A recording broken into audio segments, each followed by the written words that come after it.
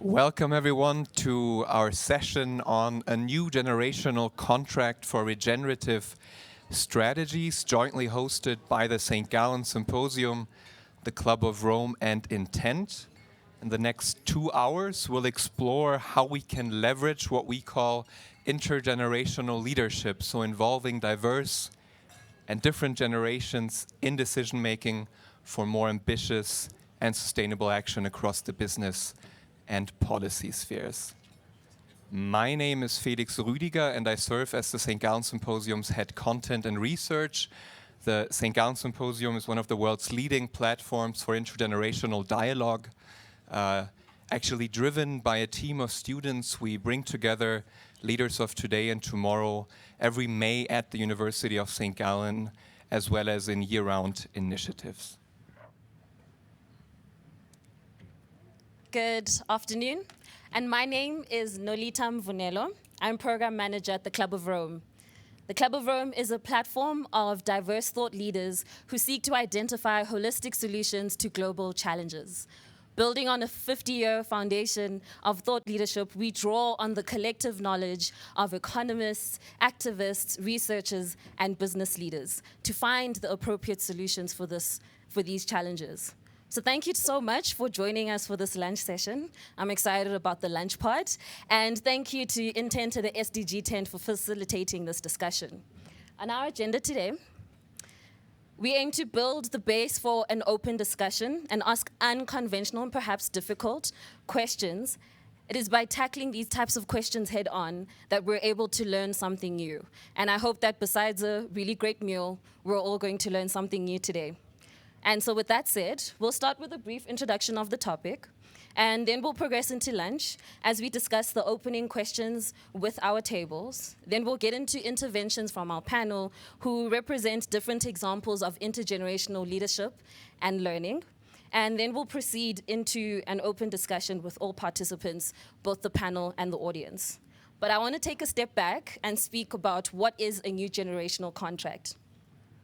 Launched in 2022, the Club of Rome and the St. Gallen Symposium have partnered with Intent and a diverse spectrum of organizations, some of whom are represented today, thank you for joining us, to explore how intergenerational leadership and learning can help shift towards regenerative strategies in business and policy.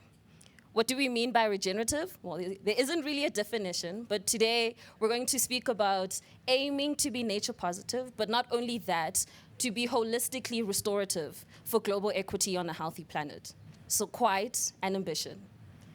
Our approach as the NGC is to learn with diverse communities, looking at the evidence of where and when intergenerational leadership and learning have been a critical unlock. We raise awareness by introducing new ideas into discussions, like today, and drive initiatives with various communities to experiment and to build the tangible evidence of where this impact can be. Looking at the global risks report that was published last week or the week before, we see that there is an ever-growing need for catalytic activity that will facilitate a transition from a society that is categorized by emergency, by crisis, and extraction to one that is more, I will say, regenerative. And a critical lever for this transition exists in the business and the policy landscapes. It is about our ability to strategize and execute on longer or maybe dynamic timescales. It requires much more than technical innovation, but a change in beliefs and mental frameworks, the beliefs and mental frameworks in which we use to organize our institutions and our organizations. And the best time machine that we have for this catalytic edge is in the generational perspectives that exist in our organizations and our communities through collaboration and strategic decision-making. However, the current status quo does not yet represent this much-needed change. While young people hold a huge stake in the future, being the most likely to feel the impact of present-day decision-making across policy and business, they're largely absent from leadership structures that will have the long-term consequences on their future. For example, the average hiring age of CEOs at Fortune 500 and S&P 500 companies has dramatically risen over the past 2 decades, from 46 to 55 years old, while the average age of board members still stands at 63. Skilled younger people are not yet represented in the leadership of global businesses, despite the ability of these businesses to have an impact on social and ecological frameworks. According to a 2023 report by the International Parliamentary Union, only 2.8% of parliamentarians were under 30, and only 18.8% of parliamentarians were under 40. And if we zoom even further into the most youthful continent, the African continent, the population's median age is 19.7, while the median age of its leaders is 62. So that representation is also missing largely in the political sphere. Over to you, Felix. Thank you very much, Nolita.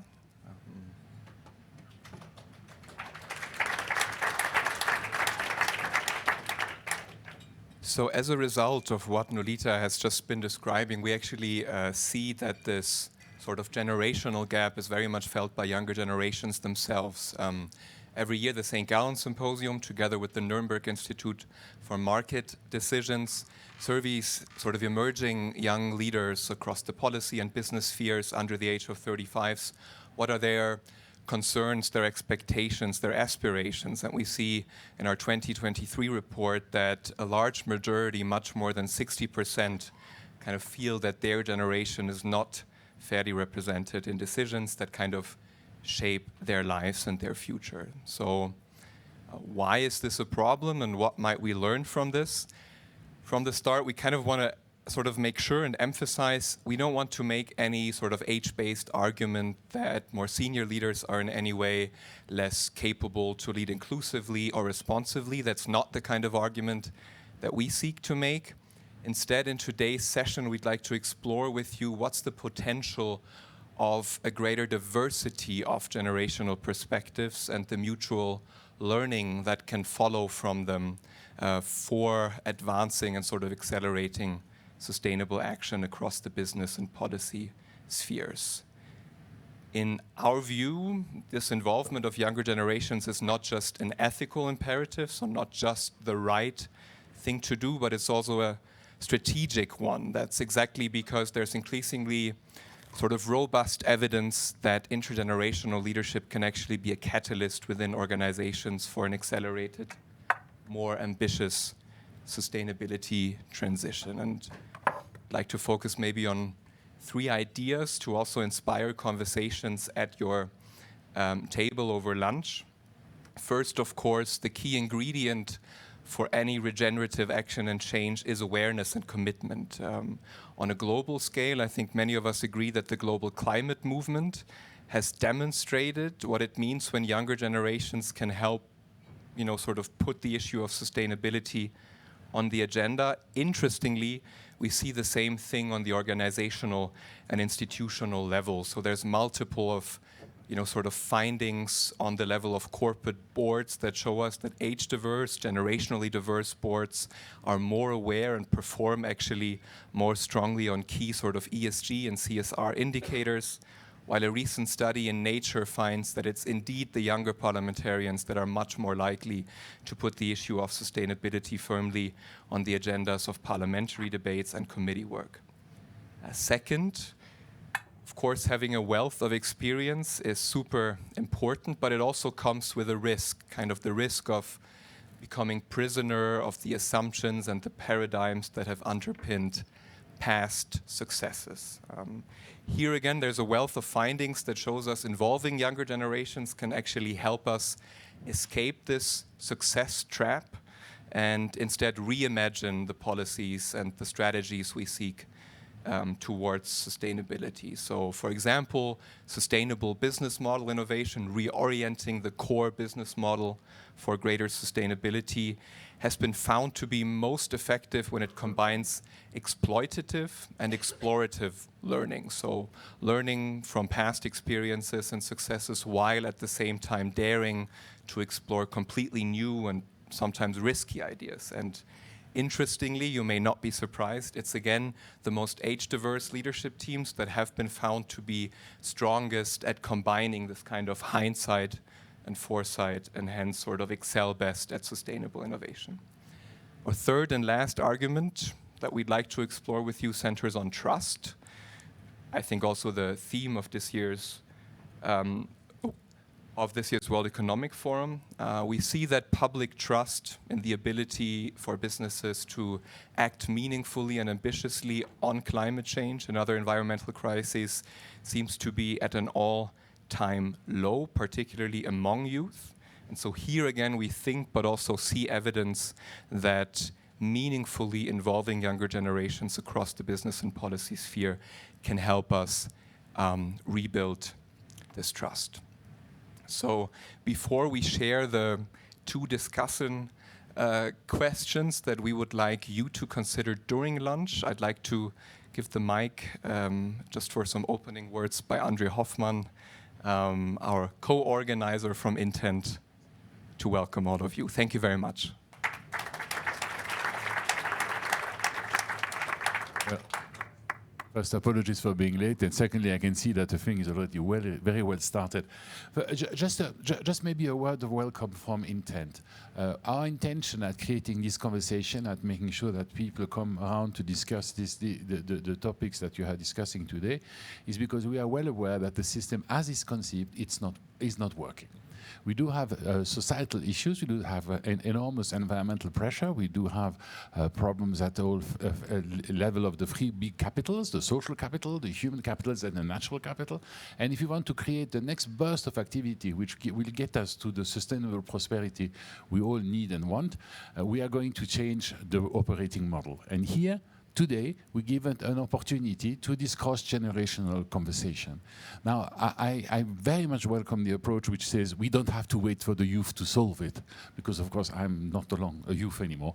And I consider very much this idea of an intergenerational conversation as being absolutely crucial. Yes, you have the hindsight, but you also need the vision. And what we are going to do together is to create this new prosperity that we all need. And in order to be able to do that, we need three things. We need to create a new nature of business. Business is not just a question of maximizing short-term profit. Nature is something that has to look forward on three different elements.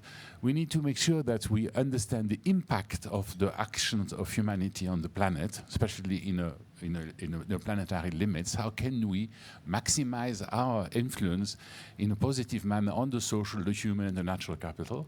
We need to bring nature into the value creation business, and I'm not talking only about nature-based solutions. I'm also talking about ecosystem services and solutions of that definition.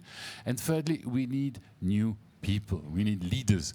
We need to help the leaders who are trying, and we need to make sure that we change the leaders which are failing. An awful lot of things is negative into this conversation, and I think we should be rebuilding it along this notion of trust and long-term thinking. So today we are talking about solutions. We are talking about findings. I am delighted that the Club of Rome and the St. Gallen Symposium are able to come and meet here. Intent is very supportive of their intentions.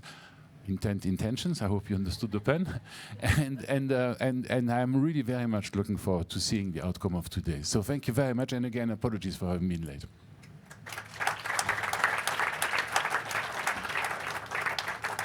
Thank you so much, Mr. Hoffmann.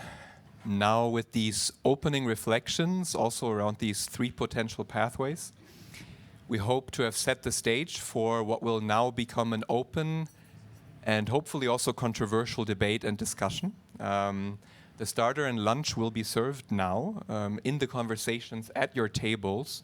We kindly ask you to also explore this session's theme and to, in your discussions, sort of explore these two questions. In your sphere, where do you see the opportunities, but also the challenges of moving towards greater intergenerational leaderships? Where are maybe the open questions that we have really left you with in these opening remarks? Then second, what are specific ways through which you could experiment sort of with it where you stand and come from?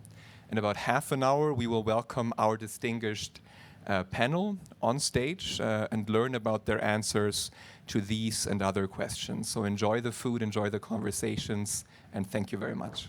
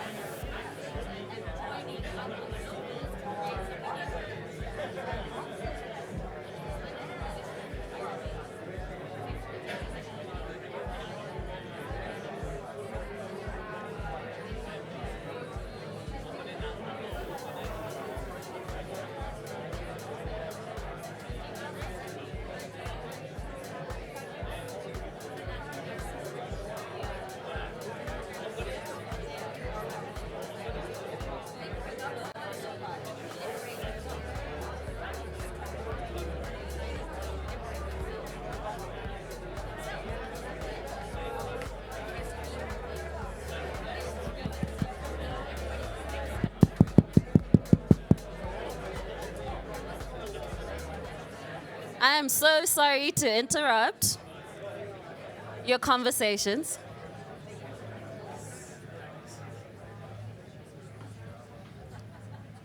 Thank you. We're entering into the second part of today's session.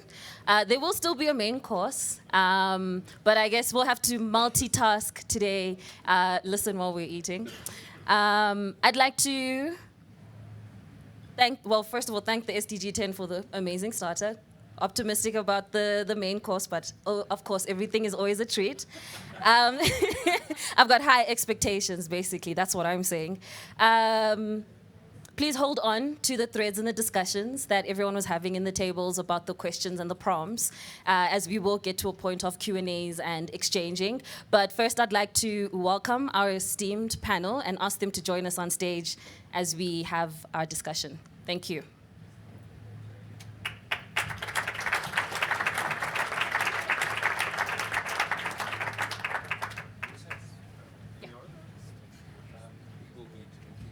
First and last.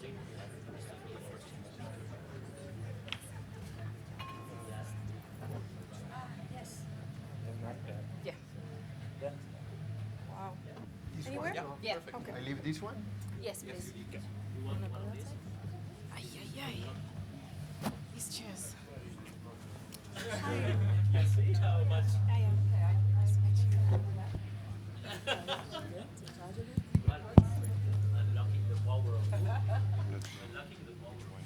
It is my great pleasure to introduce our panel. I will start with Dr. Philippe Pollier at the end.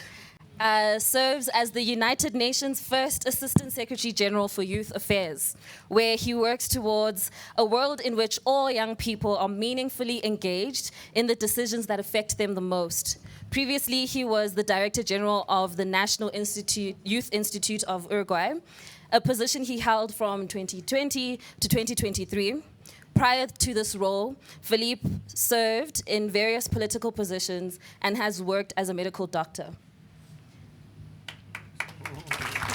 Thank you. I'd also like to introduce Aya Chebi, who is renowned for her role as the first ever African Union Special Envoy on Youth, and for initiating the Youth Silencing the Guns campaign, the AU's largest youth campaign. She is a celebrated advocate for gender equality and founding the Nala Feminist Collective, and has been recognized in Forbes Africa's 50 Most Powerful Women.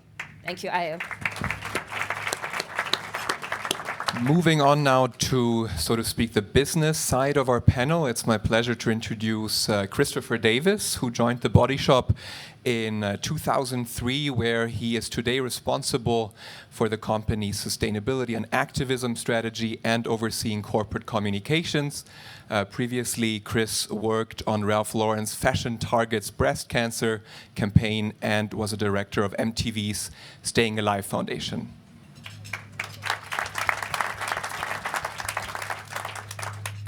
And last but certainly not least, we welcome Till Fust. He heads the finance department of Solarify, where he works on the Swiss energy transition through an inclusive participation model since 2019. He has also been a member of the board at Tornos, notably thus the youngest up to this day person in Switzerland to serve on a board of a large publicly listed company in Switzerland. With the recent merger into Starag Tornos, he's responsible for the sustainability efforts of the new group.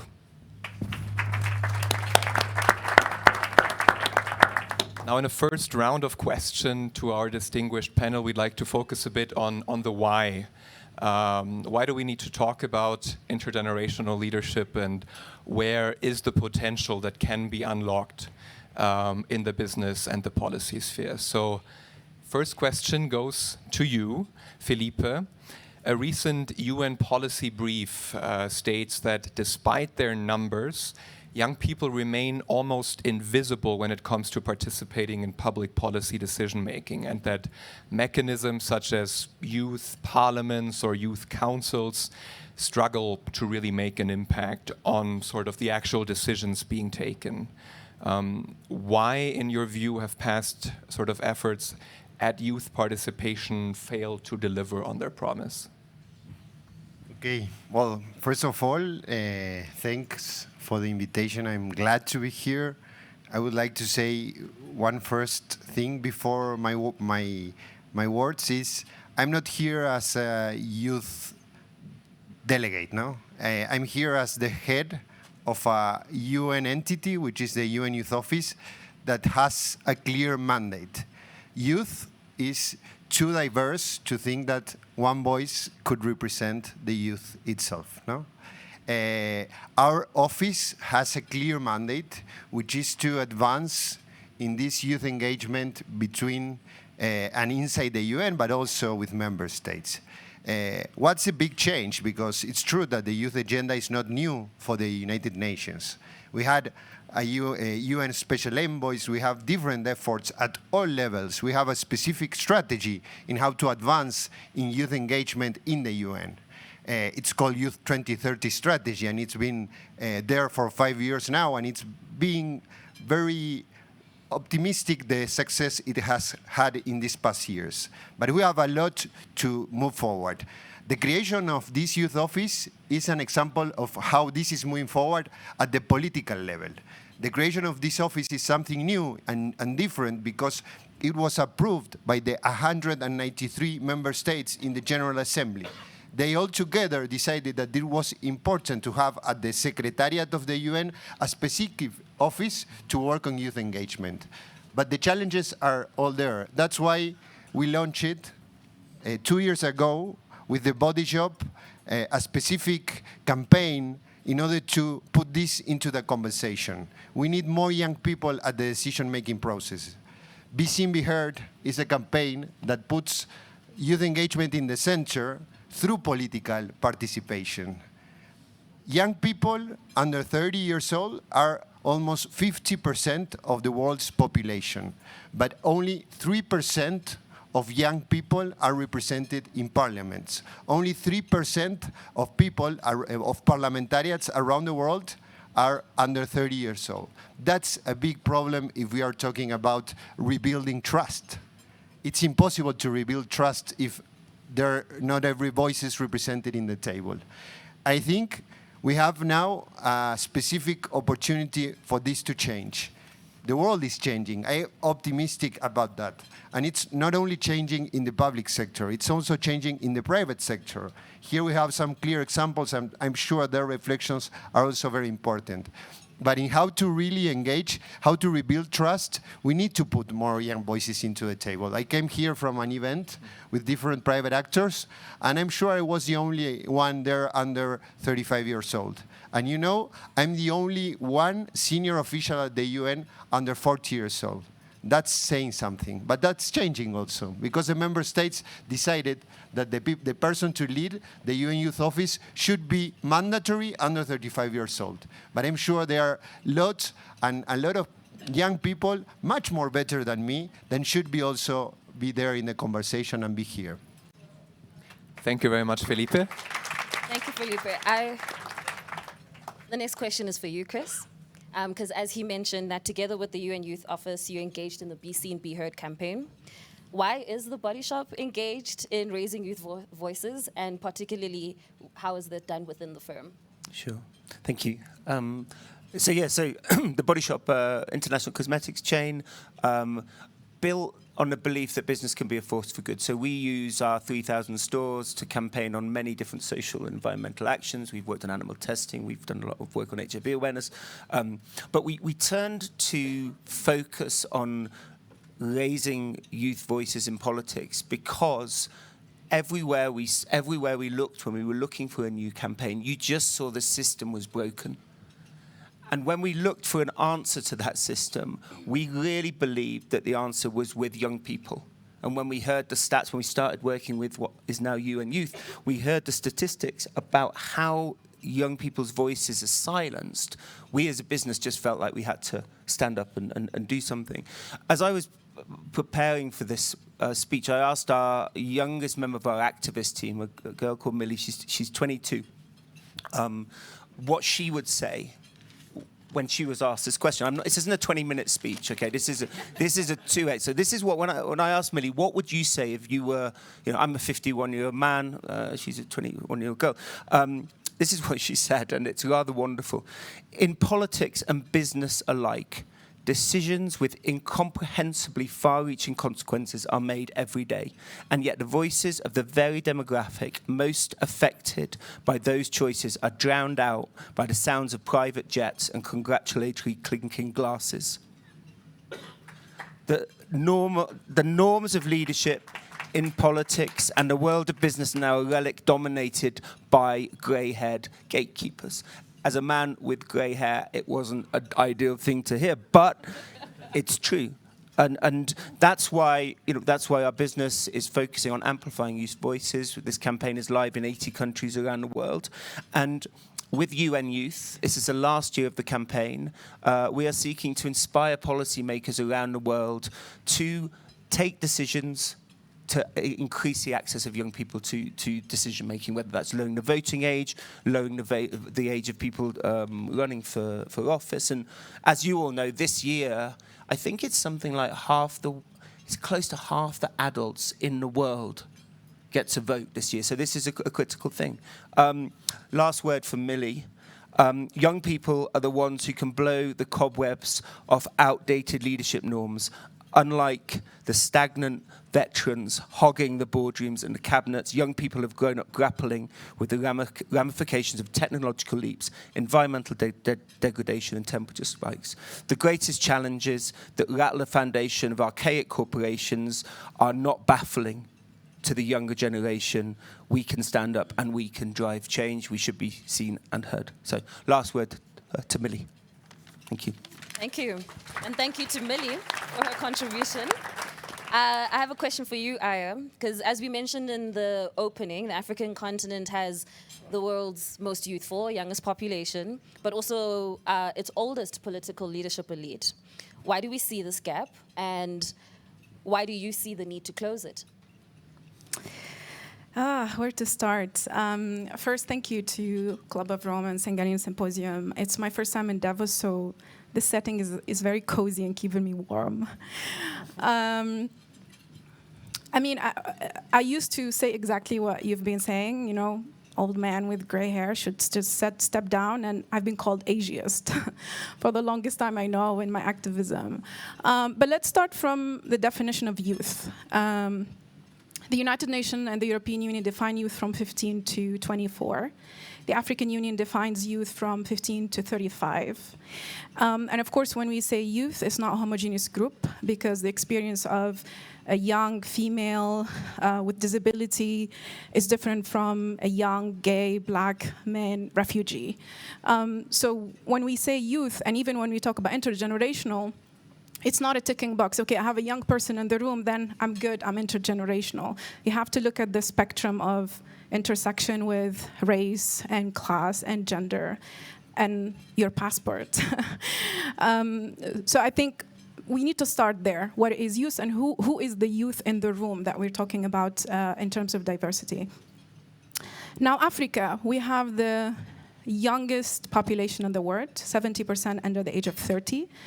Only 3% of Africa's population, which is now 1.4 billion, only 3% is above 65. This population will double by end of the century. 1 in 4 people on the planet will be African. So African youth basically will be equivalent to twice the population of Europe. So we need to not only think of today, like if we're thinking in 30 years, what is the demographic of the world? This is the generation gap. On top of that, there is a governance gap. And I've been talking a lot in my work around generation gap, but since 2018, when Mo Ibrahim Index came out with the statistics that the average age of the population of Africa is 20 and the average age of leadership is 64, that does not make any sense. As millennials, it doesn't, because the same guys who are in power today have been in power when they were 20s and 30s. And now they don't want to leave, the stage or the positions of leadership to the younger ones. So that was for me like the big question: what happened? Now, the result of that is a few things. One is something you mentioned in the opening, I think, around trust. There is a loss of complete trust in institutions. Because institutions don't function, but also because they're run by older generations. So you see a lot of young people out of leadership positions because they're pushed out of age, but because they don't want to, they don't trust it. They perceive older generations as corrupt leaders, as overstaying in power. So there is that perception that what do I want to be in the system, in such system? And that leads to now a big frustration that can take you to the streets to protest, uprisings, revolution. We've seen that for the past 14 years. That can take you to die in the Mediterranean because you're looking for a better opportunity to make a contribution. That can lead you to violence, because violence is a language. When you join a violent group, Daesh, Al-Shabaab, because now you're heroic when you blow yourself up. So I'm not simplifying. Of course, it's much more complex, but all of these issues around youth being, especially African youth, being a generation in waithood, waiting for adulthood. At 35, why we say youth at 35? You don't have a job, you don't have financial freedom, you don't have political and social life. So it is much more complex. There is economic, socioeconomic drivers, but no one is talking about the biggest intergenerational gap in leadership on the continent. And I think that eventually leads us to this complete tension between generations. We have three waves of generations in Africa. The generation that fought for independence in the 50s and 60s, the generation that built the nation state and multi-party system, and the millennials. We revolutionized technology, we started 21st century revolutions. No one is talking to the other. Three generations do not communicate. So I think that's the starting point of why we need a generational conversation. We can solve so many peace and security issues, we can address migration issues, and we can also drive more productively the economy when you have a youth labor force instead of extending retirement age and presidential terms. That's it. Thank you very much, Aya.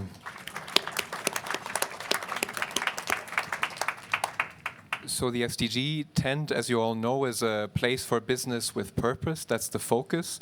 And what we find interesting about this panel and about the theme of our session, and very relevant, is that we don't only want to talk about youth engagement in politics, but really sort of cross sectors and think about what does this mean for the realm of business, for how we think of leadership, how we practice leadership, which is why we're all the more happy to have Till on the panel.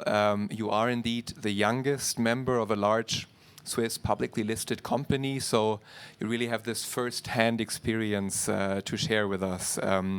Where do you, Till, see the value and the unique perspective that members of younger generations can bring, especially to something like a boardroom? So thank you, Felix. First of all, I'm very happy to be here. First time at the REF in Davos. Oh, thank you. So just to start, I kind of have two hats, I would say. One is on my daily, on a daily basis, I work with Solarify on the Swiss energy transition, where we do a crowdfunding model in the solar energy, trying to get people into that transition that needs to be done. And there are where I'm part of the management, the average age in the management is around 30. So we're young, and we actually actively we seek advice from more experienced, older managers to kind of balance that experience we lack. That creates more sort of it's a risky approach. It's more volatile, and we're looking for that smoothing effect, I guess. And on the other hand, I guess through family, I got the amazing opportunity to, at the age of 26, be on the board of a publicly listed company, which now merged into Starak Tornos. So it's a big international company, and I'm clearly the youngest member there. I'm in a room full with, including me, average age is probably 60 still. So it's exactly what the numbers we've seen before. And I'm not going to walk in there and tell these experienced managers who have been in the industry for decades how businesses run. At least not in general. I think there are certain ways, and that's the point, the why. I think change is hard in general, and if you've been doing something for decades, it's even harder to change that, to question yourself in a way when the environment changes, and the environment has changed. So I think that's where younger generations, they come in with a fresh mindset. They maybe want to change. They maybe don't even know the ways how has been done. And I think that fresh perspective can be very valuable. So the role of young people, I see it more in we need to learn, because a lot of things that we've been doing, they work. But in that process of learning and becoming effective, better leaders, we need to also question all these things, how they have been done, and challenge them. See, could it be done differently? Particularly, I think, in the fields of employee needs, like our models of governance, they have changed, they need changing, and in terms of sustainability. I think in these fields, we do experience is less of a thing than actually like how do we develop that in a new direction. And I think also in the literature you often find the long-term perspective. It says the youth has a longer-term perspective. And maybe a quick anecdote: the other week with Solarify, we were working on our pitch deck.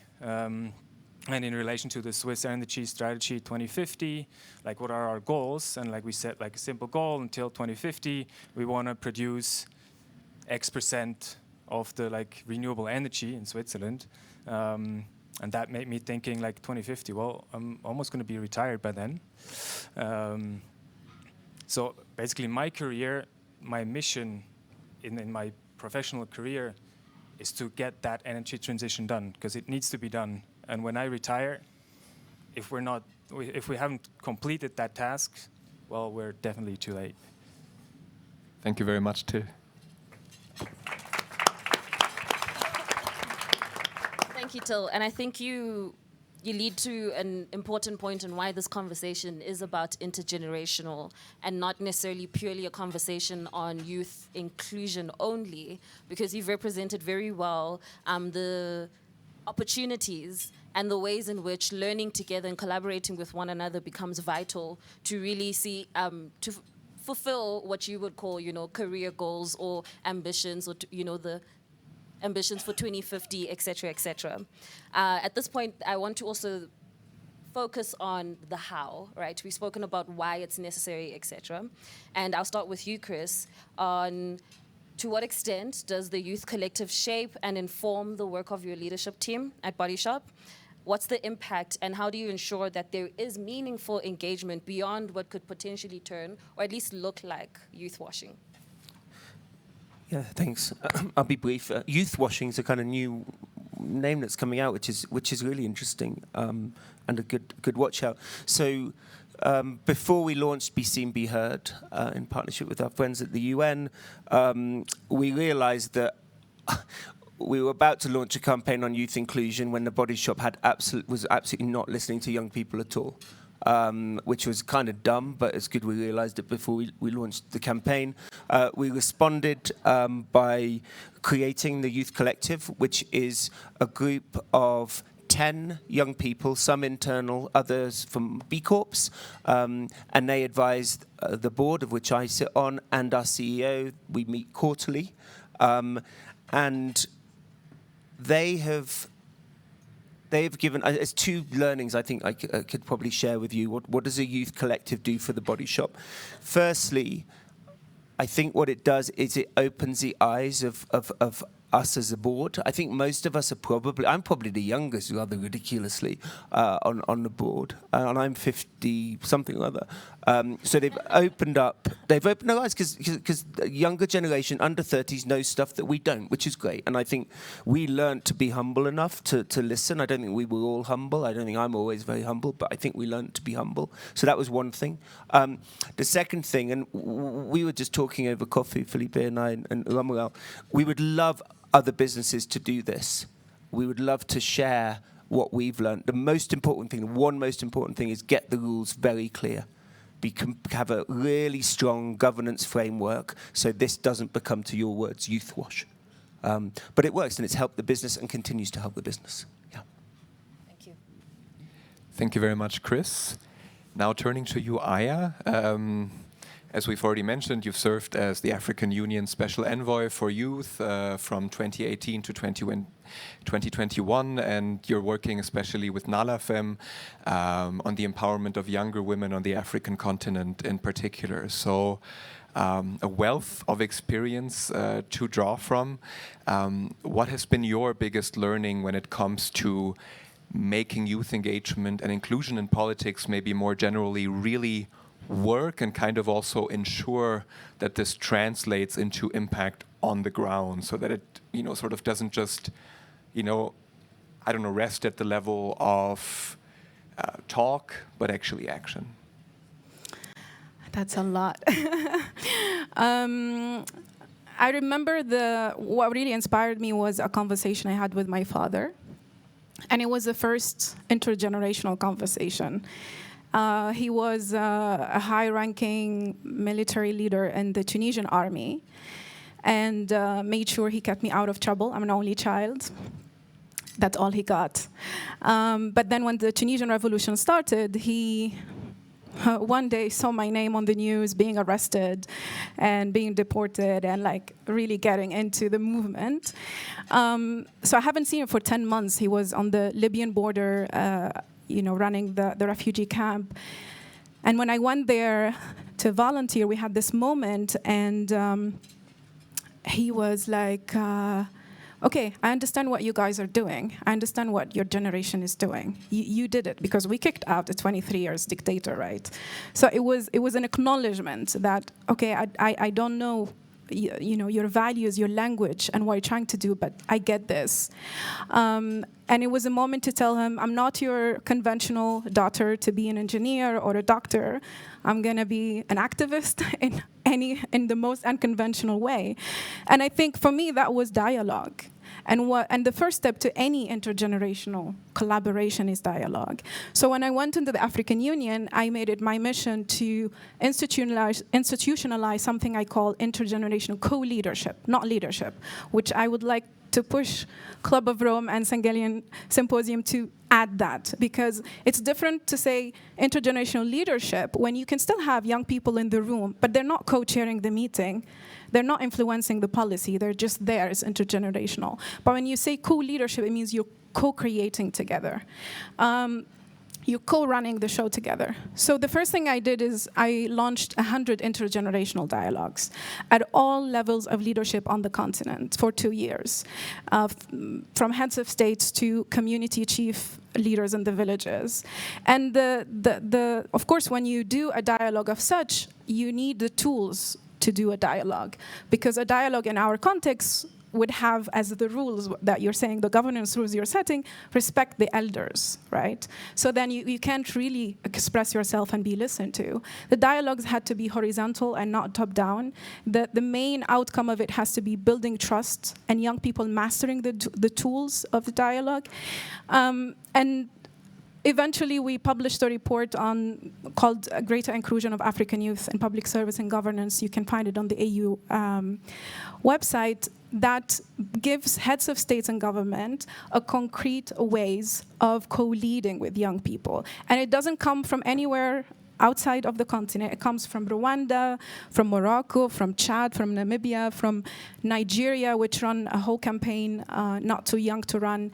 And it literally tells you how to lower the age of youth in governance, to implement youth quotas, to democratize youth councils, which we found out that 40-year-old president of a youth council, when your age should be 35 maximum. So all of these tools, when you take it to heads of state, and literally when I talk to heads of states, I'm like, being around young people and having a youth advisor or people in your office would make you much more cooler as a head of state, right? Because they will bring the innovation, they will bring those ideas, but at the same time, we move away from this dichotomy, this us versus you, our values, your values, our future, your past, because there is a lot of wisdom and indigenous knowledge with our African leadership, post-colonial, pre-colonial Africa, and that's how the conversation shifted. And that conversation, when it shifts at that top level, then it will shift on the street. Because it's not us trying to challenge you because of your age, but we're challenging the system. A lot of young people could be products of dictatorship and the system and perpetuate the same thing. It's not an age thing, right? But when you have that collaborative spirit, that there is wisdom, there is innovation, and both of us bring that experience. So I would say I believe in a wider generational collaboration because it works. We did it and it works. And in 2 years, we saw the rise of the most youth in government and the highest appointments of youth in leadership. So it works. Thank you, Aya. Thank you also for making that sort of distinction towards co-leadership. Actually, for those of you who really want to deep dive into the issue of intergenerational leadership, I can recommend a recent Harvard Business Review article that we were able to publish on why companies should bring sort of younger employees into their leadership ranks. And there we actually talk about the need to shift from a model that currently, if at all, focuses on consultation towards true co-leadership. So very Can I also mention that. that I co-authored an article with Mama Mampile, which will be published Who's with this us week. today? Yeah. Yes, who is with us today. And since I mentioned that, if I may add the gender perspective, because in my mandate as the youth envoy, my main strategy was to hang out with the elder women. Like, those were my #1 allies. Not only because they paved the way and we stand on their shoulders, but really they would be the ones stepping out of a panel to give me the seat. It doesn't mean you're youth envoy, you have access and you have respect in the space. I had doors shut down on bilateral meetings and I had been excluded from many spaces. But elder women would bring me, because they've been through the same thing. Being young and being female is double crime. So they know exactly my struggle. So I want to just acknowledge that and acknowledge her presence. Thank you very much, Aya. Now, Till, sort of zooming in to your experiences, which are quite unique, as already mentioned, at least in Switzerland. You've been on the board of Tornos since 2019, so more or less 4 to 5 years of experience to draw from.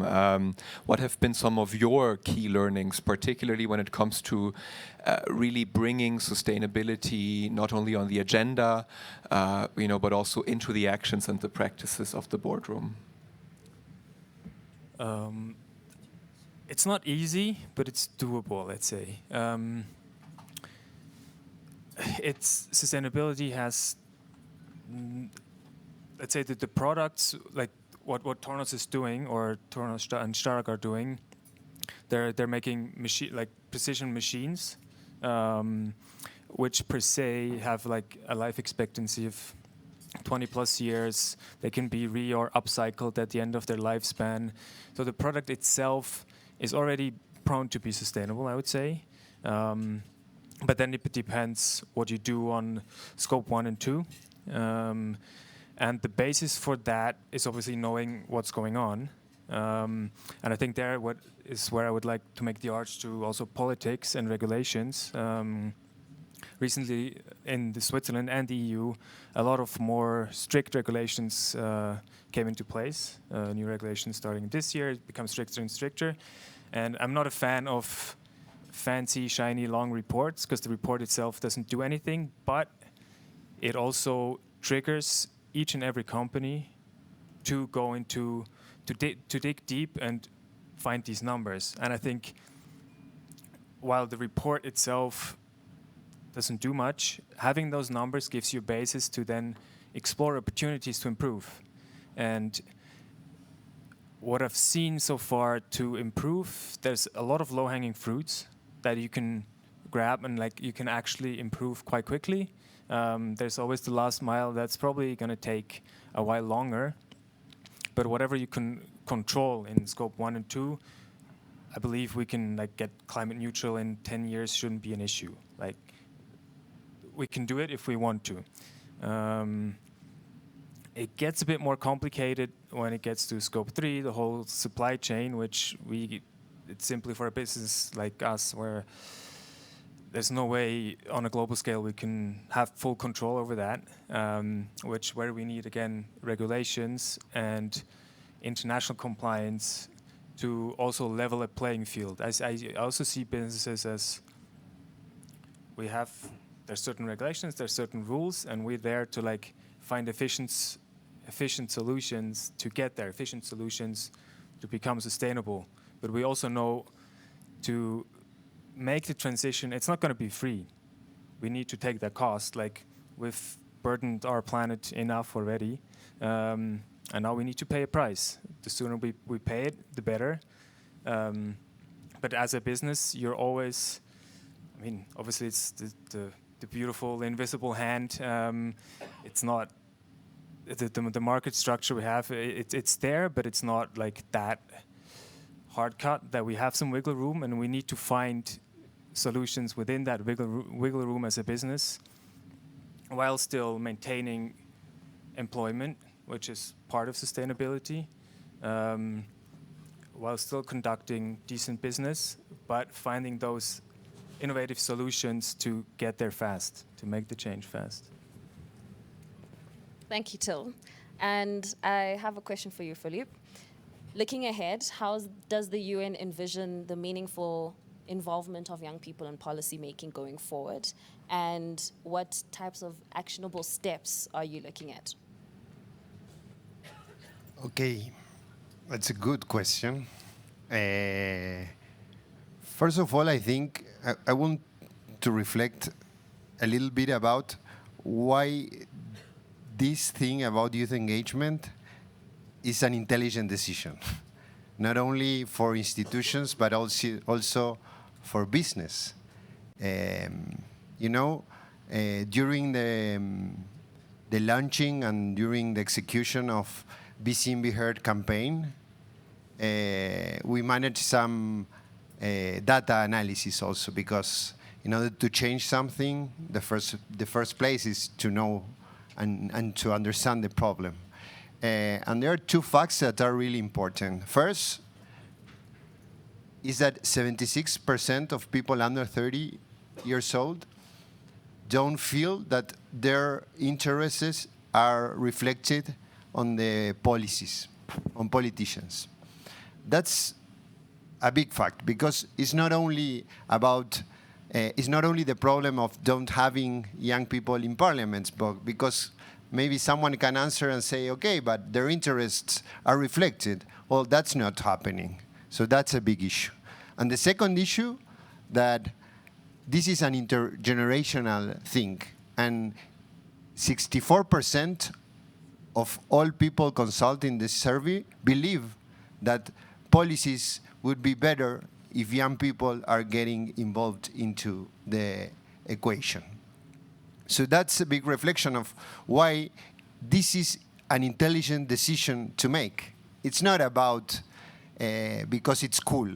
No, that will be youth washing, as you were saying. It's because it's an intelligent decision. It makes institutions more trustable, reliable. That's one of the big challenges we are facing also in the UN. This year, the UN is facing this whole process called Summit of the Future, where the member states and the whole UN system is discussing how we are going to move forward to the next years. Because the world has changed a lot in a few years, but institutions still are working at the same way, no? But we are really convinced in the youth office We are building our strategic plan for these years. We have a long-term strategy with the Youth 2030 strategy that was launched 5 years ago. We are now finishing the debriefing of that results of this strategy. This is the basement of this new strategic plan for our youth office. We really think that this is a collaborative process, but we are really convinced that we need to be sufficiently smart to understand that we are not going to change the system from the outside of the system. We change the system from the inside of the system. So we are clear that the way of doing that is bringing more young voices into the conversations. You know, I'm here at Davos. It's my first time here. I've been only 40 days at the UN also. That's something interesting to share. I'm new at the UN also. But I'm here in Davos because young people invited our office. We were invited by Global Shapers community, which is the young voices reflected here at Davos. Yesterday, we have a conversation all together about the privilege we are to be here, but the responsible we are to be here. But we are really convinced that for changing things, for changing institutions, or for changing the next discussions, we should be inside. So being clear about that these processes also have different stakeholders, different processes, is how we are managing and how we are going to face also the new challenges of this youth office. Thank you so much. And now we're at the part where the discussion is not only on the stage, but is extending to everyone in the room. Of course, we've gotten to the point where we're doing our Q&A for the next 20 minutes. Please raise your hand, and a mic will be handed over to you. I believe, yes, we have our team from St. Gallen supporting us with the mics. We'll take 2 questions per round, and please specify to And in the meantime, you are directing the question so that they can respond more directly and specifically. Okay. Need some water? Okay. Thank you very much. So my name is Lisa Yasko, a member of Ukraine Parliament, and I want to share some of my experience of being a young parliamentarian. I'm 33, but I'm not the youngest member in Ukraine Parliament, and I'm already in the Parliament for 4.5 years. And I was one of those who were making a decision of also forming our parliament delegations to different parliamentary assemblies. And I remember when we were sitting in the room with the older men and discussing who shall be in that delegations. And the decision that actually everyone supported was that there should be more female members, because we want to show that we are very open, very democratic, very transparent, not as the older generations before us. So in the end, we've got very young parliament, a lot of young parliamentarians, and a lot of women there. I think the average age of Ukrainian parliamentarian is less than 45. And as I said, I'm 33, but there are at least 40 members of the parliament who are younger than me in Ukraine now. I just wanted to share this information to show that there is absolutely unique experiences in different countries. And in some of the countries, there is a certain social mobility that works in a very unique way. And I think that when we talk about the history of Ukraine, of the relatively recent history, when we had, for instance, our revolution, it was young people who made that revolution.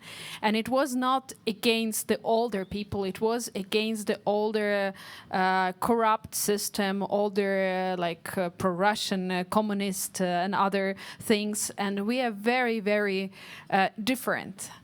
But I just want to share this also to say that now we are in a situation that we sacrifice ourselves, our young years, because we believe that this is very important for the statehood.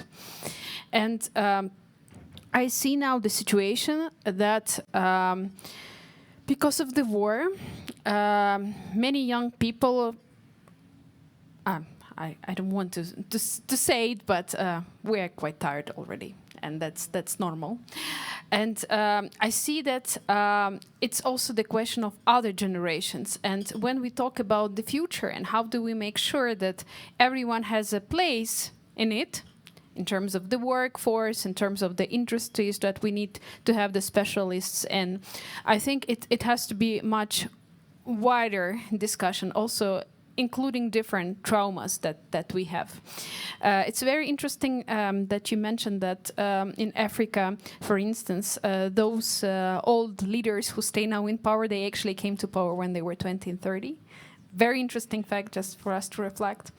Yeah, so I just really wanted to share some of my experience and just to thank that this discussion is happening. I'm always support lots of things that St. Gallen Symposium is organizing with the great partners of the Rome Club, and not only. So good luck. Thank you. Thank you very much, Lisa. Do we have any more questions? We'll take 2 questions before the panel gets a chance to respond. Can I comment on what you said? Yeah, please go ahead.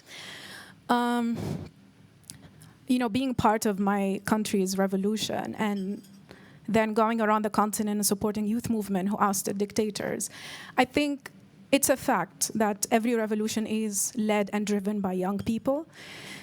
The issue becomes the transition. For every change, whether it's a revolution on a country level, you're changing a regime, whether it's a business changing the leadership, whether it's a government, you know, any change opportunity, usually it's led, like who drive the change? Young because radical and want change, and older want progress. Rather, let's keep it, but like reform. I think in that transition, anyone in their own space, in their own industry, needs to be careful not to hijack the youth space or exclude them from that change. You know, when change happens and then now we're splitting the pie and then who takes the bigger portion? It happened in we saw it in many of the revolutions that happened, but we also see it in when change happens, we see a lot of pushback, we see a lot of older, more traditional forces taking over those spaces. And I think we need to be, in that opportunity of change, advocates of more diversity, younger voices, gender diversity, generational diversity. That is the opportunity for us to transform. Otherwise, we either go back to the old ways or we move to a worse situation. So it's a really great point that you're making.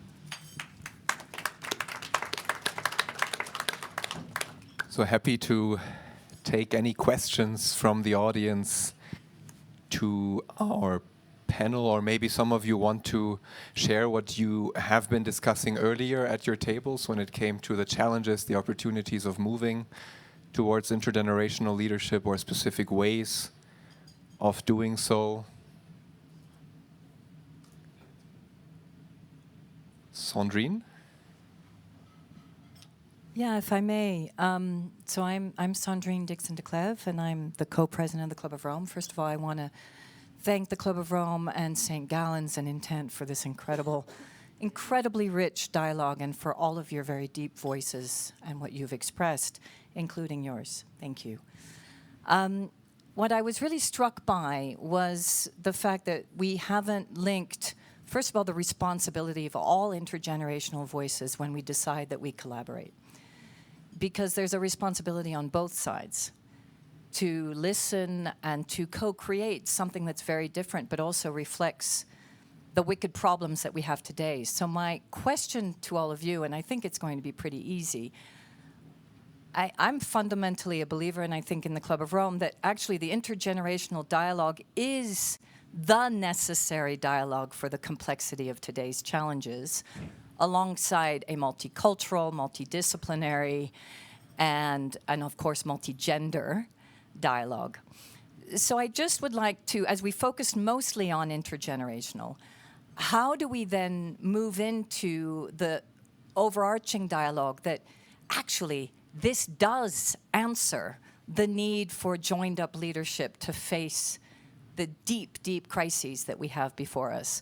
And have any of you been having those kinds of discussions? I mean, this is not just about intergenerational. This is about multicultural. This is about, we talked about, obviously, the important role of women, etc. Or does it just become, it has to be intergenerational?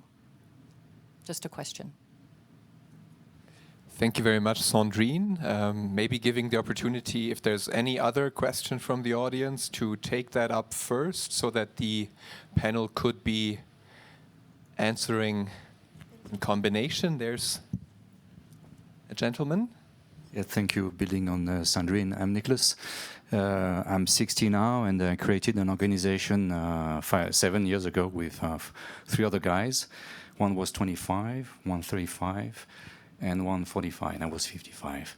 And I like the youth washing because there is a lot around it. But my experience is that most benefit from that experience working with young people for me was that I was getting younger and keeping young. And I'm very interested to learn, I'm very interested to learn how much benefit from the old generation to work with young people, because we understand young people intervening and working with elders, that's right, but the opposite, and that I think realize most of the challenges, and that relates to Sandrine's point. Question mark.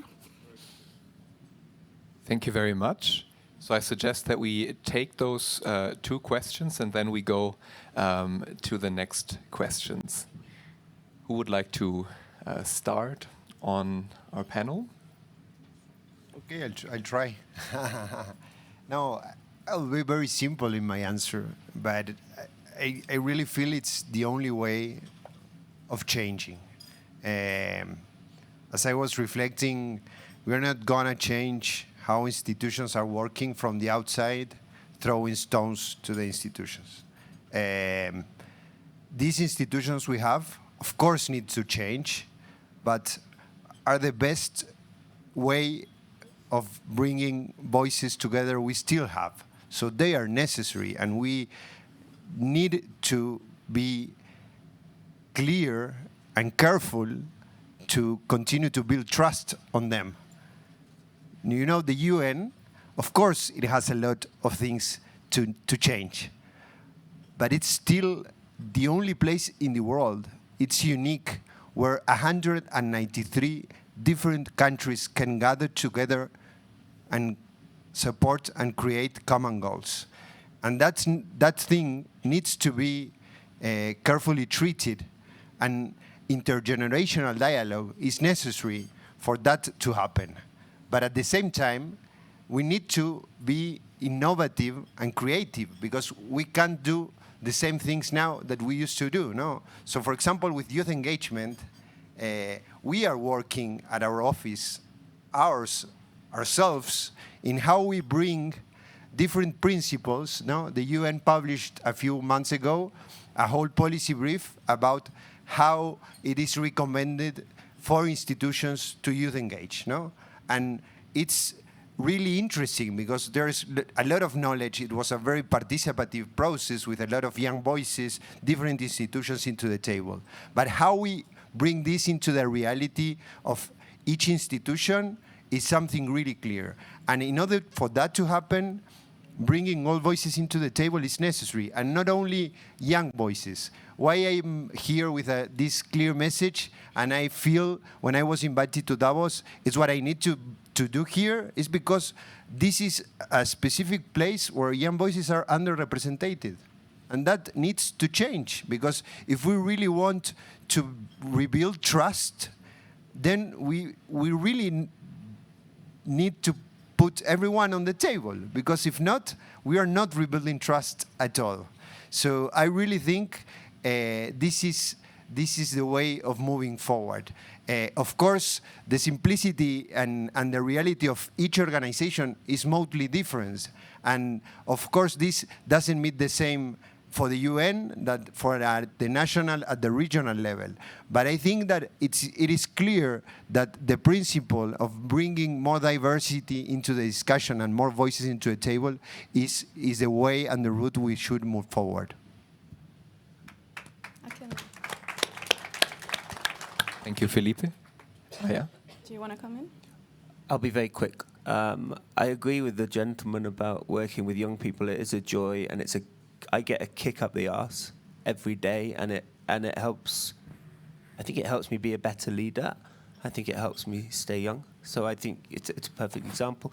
And a second thing I'd say, thinking about the future, I guess it's quite a historical moment in a sense, because Felipe, this is one of your first speeches as UN Youth, right? As an official, would you call it an official body of the United Nations representing youth, which has been approved by or the majority of member states?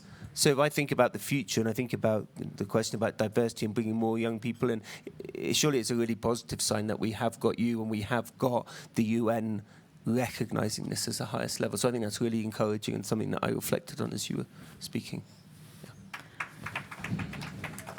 Maybe a little bit different perspective. I understand that having young people in office or hanging around young people can be an anti-depression pill. And a lot of leaders stand on stages and say, you give me hope, on climate, on COP, and then they go around and fossil fuel. So there is a little bit of hypocrisy sometimes because there is a lot of pressure on this generation to save the world. It's yeah, you are in COP, and then you're we need more protests of young people so we can push the policy. Out of the United Nations building, policymakers would say we need more mobilization of young people outside the building. So we do the work for you, and then you sit in your comfortable office. So there is a little bit of push on and pressure on young people and this generation to be the savior of the world, and at the same time to inherit everything bad other generations did. The failures, the climate crisis, the corruption, the failing system, the failing economic system. I don't want to be gloomy, but it can be your hope. But mentorship needs to be two-way streams. You have to give us hope as well for us to wake up in the morning and do the thing. We passed through a whole pandemic that increased the mental health challenge for young people more than any in the history. So when we say hope, let's be a hope.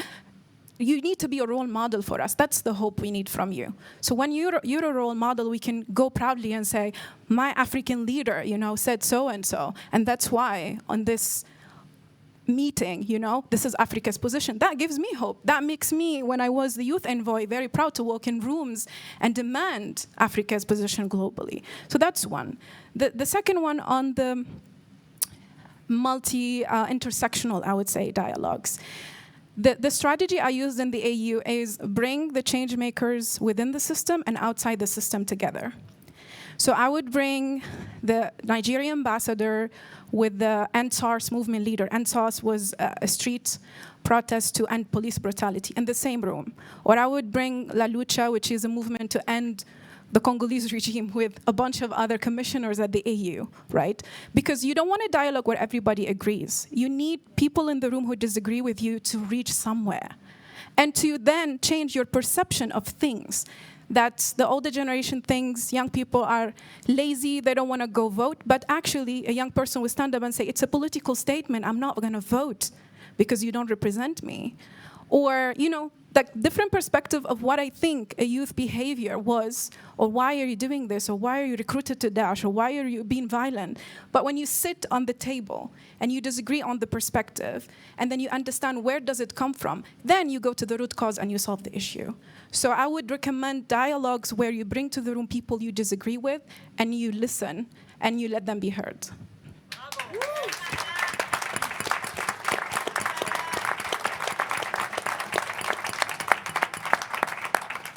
Had two questions, other questions in the room. First, maybe Till, would you like to add in any way? It's a hard one to follow, I know, but would you like to add in any way? Words in my head. No, I'm going to leave it with this beautiful statement. Super. Now, a question over there. Yes. I have a microphone, so. Super. So we have just briefly, we have around 5 minutes left for the Q&A. So very brief questions, please, and then very brief answers. Maybe not from all of the panelists, unfortunately. Okay, thank you. Two quick things. So my name is Mile Boyer. I'm with Rios Partners. I always feel a little schizophrenic in conversations like this because I was youth was a very core part of my identity 25 years ago. Being in youth, being a youth representative, sitting at fancy tables like this with the older generation and getting very angry about the fanciness and then having conversations about poverty and writing angry letters to the organizers afterwards and so on. So what I want to say about that is it's visceral experiences of inclusion and exclusion at the same time that lodge themselves that I can still connect to. And so the way we engage with young people is really, there's actually trauma in that as well, in terms of when you include and then exclude, and it stays. So that's one thing. The other thing is about identity, that we're talking about youth and the older generation, but we all grow up, right? We're all young and old at different times of life. And so I think the generation conversation is actually very interesting. And sometimes I think we should shift a bit more towards the generation conversation of what did my generation do when we were young, and what's our role now, and what is the new generation, how is their experience completely different, and what is their contribution now and in the future. So that's one thing around generation versus age and how you see that. The other thing is about power. I'll be very brief. We were talking here about, there's sort of a narrative that the complementarity is that the older generation has wisdom and experience and the younger generation has energy and creativity and hope and vision. But actually, that's less and less true with all the knowledge that young people have access to, all the networks they have access to. What we bring as the older generation is much more about the power. And so this notion of how do we move from being gatekeepers to being gate openers, and what you're saying about co-leadership is really important. It's not about handing over power or giving over power, but really sharing power and walking alongside one another. And so for both generations, how do you see a generative use of power as young people, but also how do you see generative use of power for the older generation? Sorry, I could talk about this for a long time. I know I went too long, but that's my contribution. Thank you so much. Thank you very much. Till? And then indeed.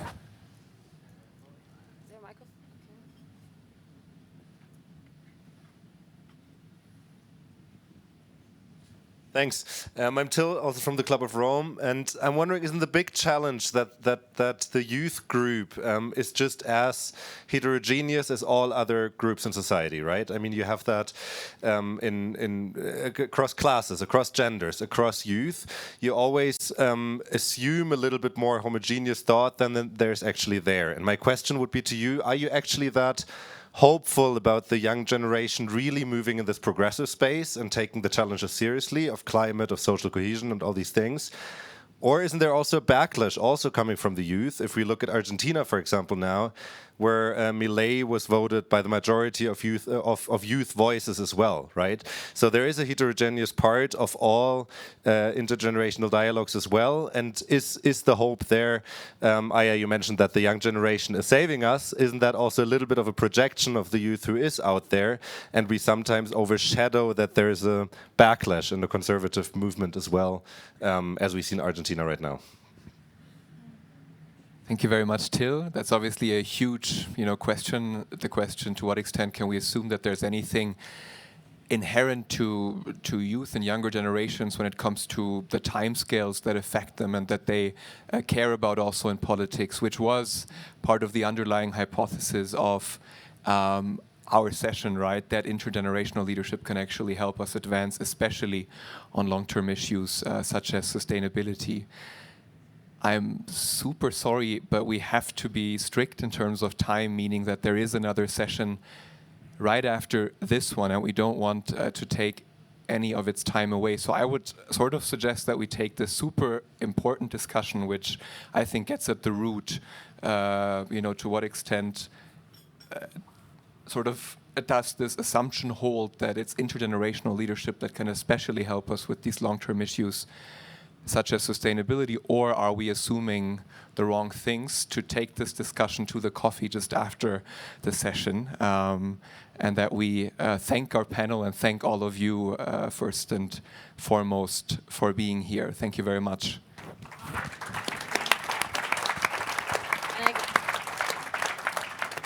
I guess to close us off, maybe that's an invitation, but there's an even more extended invitation. Because as we had mentioned earlier, the session is part of an initiative called the New Generational Contract, in which we intend to have these conversations, but also do the investigating and the research about the questions that everyone is mentioning in the room, about regenerative use of power, about is there homogeneity in this? Because there's an embedded assumption that a sustainable world is what we're all looking for. There is also an embedded assumption that the way in which we're working towards a sustainable transition is not leaving people behind. Because as Aya said, sometimes it is in the fact that younger people or people of all generations are being left behind that creates the types of backlash where you get an adverse reaction, as you said. Sometimes the response is to not participate in democratic processes. Sometimes the response is a revolution, etc. So with that said, our work does focus on the spheres of business and policy and other areas of impact. And I hope that you're taking away the notion that wealth of experience is not the only factor that should matter in how we select leaders, especially in the light of work that is ambitious or intends to have an effect that's catalytic or opening the space for emergence. There is room for more creativity in how we design the frameworks through which we do the work that we do. As I said, that the New Generational Contract is open. It's a global initiative to explore with everyone and partners about intergenerational co-leadership and learning to help us shift towards regenerative strategies. So if you would like to learn more about the initiative, you would have noticed that there are flyers on your table that share more information about that, or to just search on the phone, symposium.org/NGC. But also please do reach out to us to continue some of these conversations. We would love to learn more, to partner with you as we open up the space for possibilities. So thank you so much for giving us your time, and have a good afternoon. Thank you.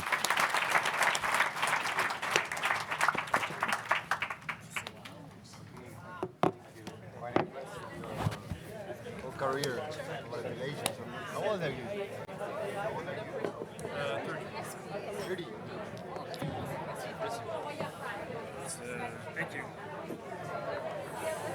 Thank you for your Well spoken. Thank you so much. Thank you so much. Yes. Thank you. Yeah. I have a picture. Wir sprechen uns bald zum Thema des One more.